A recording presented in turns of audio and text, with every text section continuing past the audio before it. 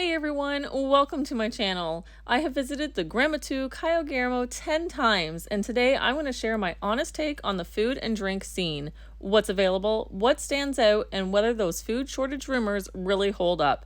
Let's take a look at what you can realistically expect during your stay.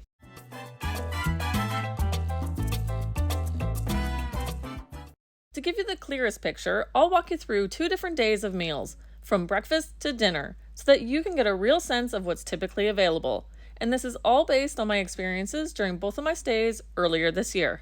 Let's kick things off with breakfast and take a look at what the first day had to offer. My favorite breakfast spot is actually the snack bar, and I didn't even know it existed until recently.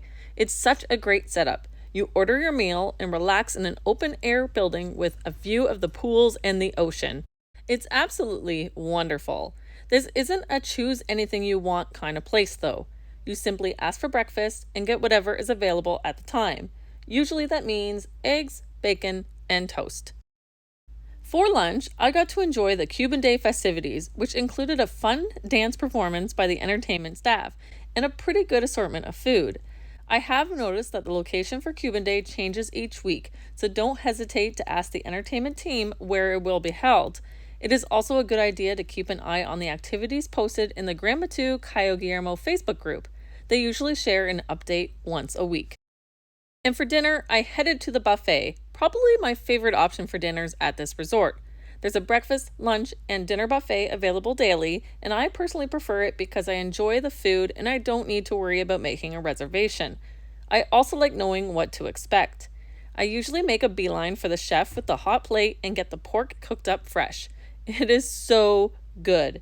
But keep in mind that the line can get long for this, especially at peak times. But I personally think it's worth it. The variety doesn't change much from day to day, but there is always plenty to eat. You will usually find fresh meat, fish, pasta, potatoes, and fruits and veggies. And definitely try the bread. It's super yummy. Day 2 didn't start with breakfast because honestly, I don't eat breakfast all that often. But another option available in the morning is the buffet. In the past, I've enjoyed things like omelets, bacon, and fruit. I took this photo of a staff member refilling the egg bowl because there have been times, not on my recent trips, but in the past, when eggs weren't available and they had to use powdered ones instead. And that brings me to the topic of food shortages at Cuban resorts. In my experience, it doesn't mean that there's no food. It just means some items may come and go. One day you might have something, and the next day it's not there. It's really about being flexible and making the most of what is available. Lunch on day 2 was at the Sea Sky restaurant, which serves as a second lunch option besides the main buffet. It's not always open. Availability can depend on occupancy levels and whether a special event is taking place, which I will talk about more shortly. Sometimes it operates as a sit-down meal with a menu, and other times it's set up as a buffet. I think it really depends on how many guests are at the resort at the time. For my visit, it was a buffet, and they had a really good assortment of food. And for dinner, I went to the Italian a la carte, which is my favorite of the 3 options. The resort also offers Indian and international a la cartes. Honestly, I usually just stick to the buffet, but the Italian is really good, and I definitely recommend the pizza. And the soup. This resort makes fantastic soups. More about the food options in a bit, but first, let's talk about the drinks. My go-to choices are Spanish coffees in the morning and daiquiris throughout the day. But just like the food, drink availability can vary. One day you might be sipping a daiquiri, and the next they may be out of mix. I take it as a chance to try something new, and the staff are always happy to suggest or whip up an alternative. The same goes for wine, juices, and sodas. Some trips they are readily available, and other times a few items might be in short supply. But not everything disappears at once, and if your favorite drink isn't available one day, there's always something else to enjoy. And now I'd like to share some of the special events and moments the resort offers throughout the week. And yes, they definitely involve food. Here are some that I had the chance to experience during my most recent stay. My absolute favorite event each week is the outdoor party held at Plaza Hemingway. It takes place in the evening. It used to start at 6:30 p.m., but on my last visit it began at 7:30 p.m., likely due to the time of year and daylight savings time. The event is held just outside the gates of Grand Muthu Cayo Guillermo, only a short couple-minute walk away. All the nearby resorts come together to enjoy entertainment, shopping, drinks, and of course, food. Lots and lots of food. My only complaint? The food lineups can get pretty long. Quick tip, there's usually a big rush at the start, but the food stations are often spread out in different areas, so take a walk around and see everything before lining up. The local resorts take turns hosting this event, so no 2 weeks are exactly the same.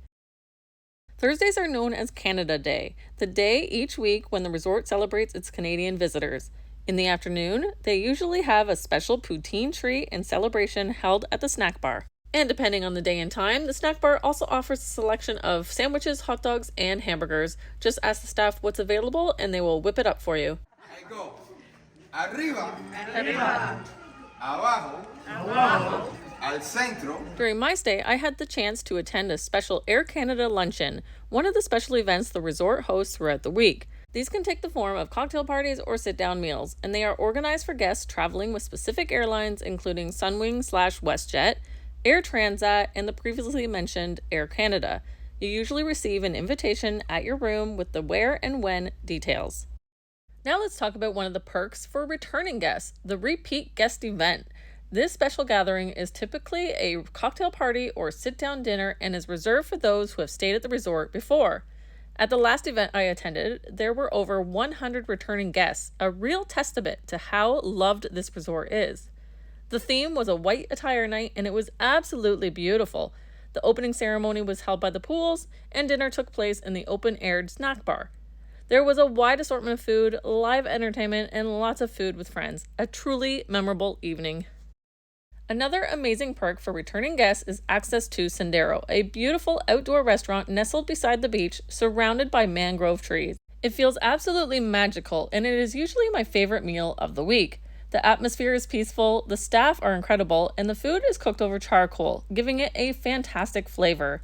Just keep in mind that it's a slower-paced dining experience, so relax and enjoy. If you're a repeat guest, be sure to make a reservation at the lobby reservation desk. This one's a must-do.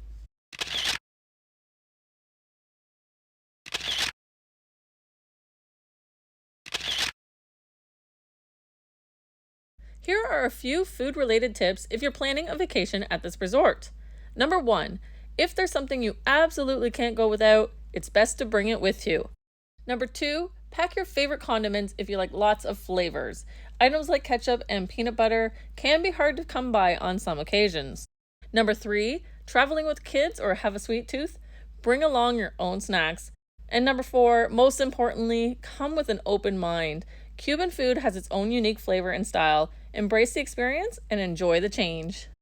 That wraps up my look at the food and drink experience at the Grand Muthu Cayo Guillermo. As someone who's visited 10 times, I can honestly say that while things may vary slightly from day to day, there's always plenty to eat, especially if you come with an open mind and a flexible attitude. I think the food is quite good and I've never left the resort unhappy with my dining experience. If you found this video helpful, please give it a thumbs up and don't forget to subscribe for more travel insights. Looking for more content on Grand Muthu Cayo Guillermo? Be sure to check out my playlist. Thank you for watching and happy travels!